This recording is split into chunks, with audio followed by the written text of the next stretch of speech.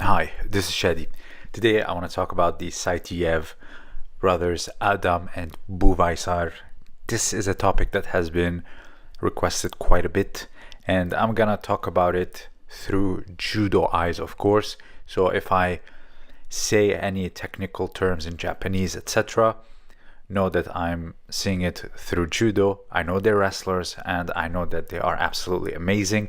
However, just when you add a little bit of aesthetics to grappling, it becomes something nothing short of divine, in my opinion. And this is something that I truly appreciate. So, how everything just connects together, regardless of the discipline. But before we do that, please don't forget to check out my book, The Origins and History of Judo, available in French and English, both bilingual with modern Japanese. And thank you all who has already supported it. The link will be below. So first, let's start with Adam. He seems to have a big love for Ouchigari, and then here finished with a leg grab. So this inner reap finished with a leg grab is something that is not too strange to judo. This has been done for a while. Justin Flores was big on it. Here, Satoshi Ishii with Fanatics explains that one way that you can finish it and really take them down is by blocking their legs either with one or two. So when I debated about Morotegari with the new rules, even with the Japanese ones, if you want to go for two hands, that's one way to do it, is through combinations. So here, this one I really appreciate it. Look at how he threads and goes to the side and then backwards, scooping both legs. Yes, even though he's using one arm, but it's like a reverse, kind of like this grip here, but it's reversed. Now, why I appreciate this? Because this is the basic form of the scooping throw in judo. However, you do not see it even back in the day, and yet here he pulled it off beautifully. Now, this combo blew my mind. So it's an inner reap transformed into a scooping throw off the hips. Again, amazing. Here is another one. And okay, here's why I appreciate this. So there's scooping throws. There's many variations of the scooping throw. So you can either grab both legs and scoop them up and slam like a big double leg, or you can just counter attack someone, grip the leg, scoop it up, and then rotate them, lift them, or load them on to your hips.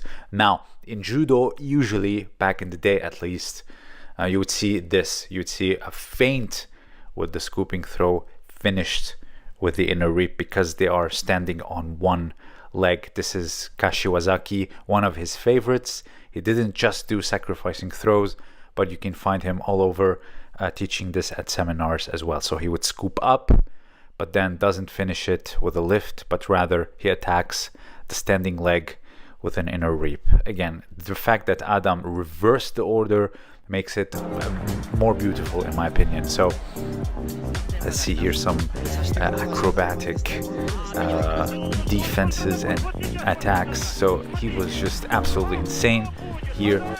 Just imagine the strength of the neck that he had to defend like this. So of course picking the ankle is a wrestler's favorite.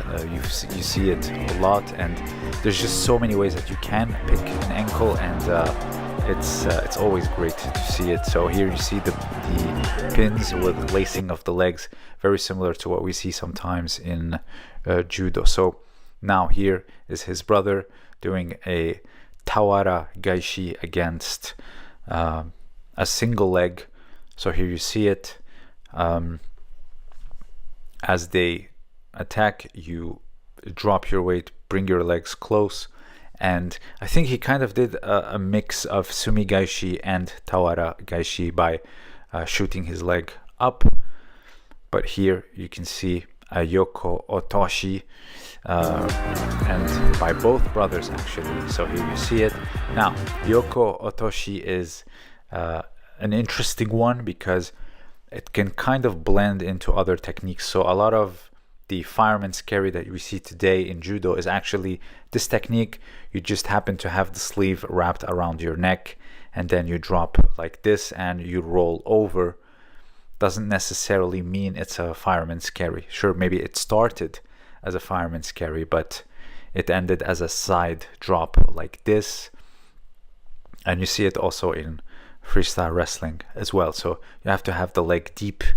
And again, similar to Adam, Buvaisar had a very good defense as well, very acrobatic and athletic. So there's no wonder why they have these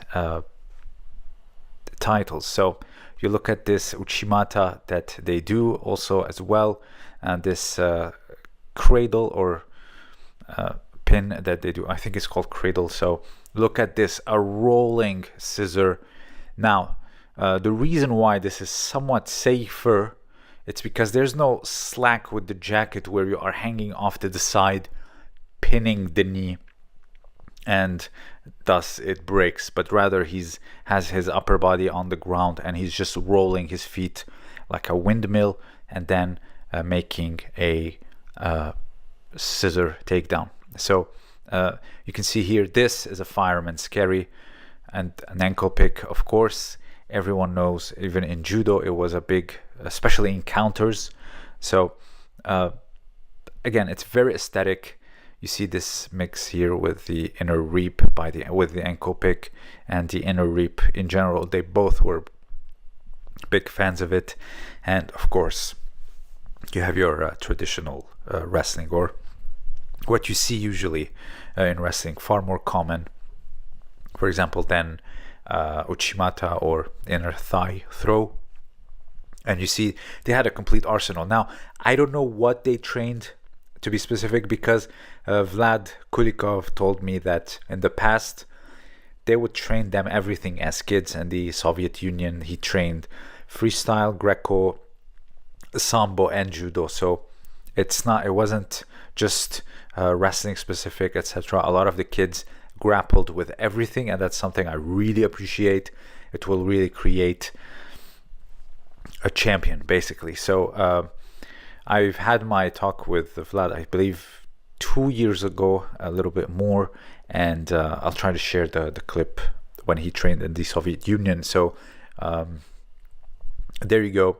It's very aesthetic, it's very sublime, I would say. It's very beautiful, and as a judoka, I truly appreciate their wrestling. It's very light and picturesque. So if you have anything to add, please let me know down below. Don't forget to check out my book. The link will be pinned, and my Patreon. This was Shadi.